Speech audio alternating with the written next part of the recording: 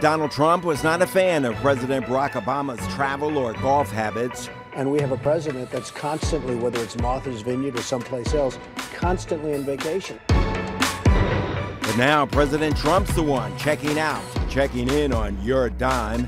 Trump has already made 6 trips to his Florida estate, Mar-a-Lago. And I think it's pretty sad where the taxpayer is paying for his trips. That's cost taxpayers more than $20 million. He's on pace to spend more on travel in 1 year than Obama did in 8.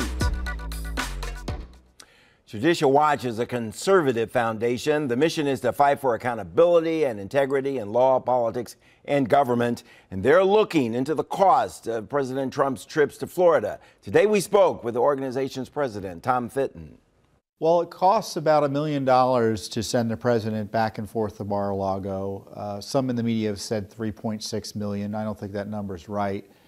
Based on our experience looking at President Obama's travel, it costs about $700,000 to use Air Force One to get him back and forth, plus another $250,000 or so in Secret Service costs. I think this is the first time I've seen him in town. It's not irregular. The president is going to go to his home in Mar-a-Lago, and I guess he'll go up to Trump Tower now and again once the weather changes. And if he's doing work there, that's good. If he's hosting government leaders there, that's good. But if he's going up there just to cool his heels and just to get away from the White House, and he's doing it every weekend or every other weekend, people are going to start complaining about the cost of doing it. I've encouraged the White House to think about keeping him up here or using properties closer to Washington, D.C. He has the golf course in Virginia he can use. And I'm hoping he uses more of that so taxpayers don't have to foot the bill to send him down to Mar-a-Lago.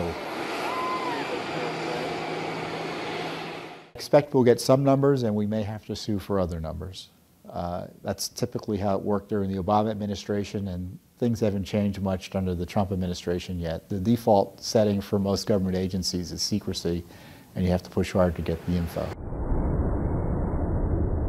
And I can tell you, I was interviewed by pretty much everybody on this issue, but when President Obama's travel was at issue, the media wasn't so much interested. So he may be subject to a different level of scrutiny, but it's still a question well worth asking how much money we're spending on presidential travel. It's our view the presidency is too big and costs too much, and I hope the president's sympathetic to that. Judicial Watch's view on the president's travel. You can always share your view using the hashtag #OffScript on 9.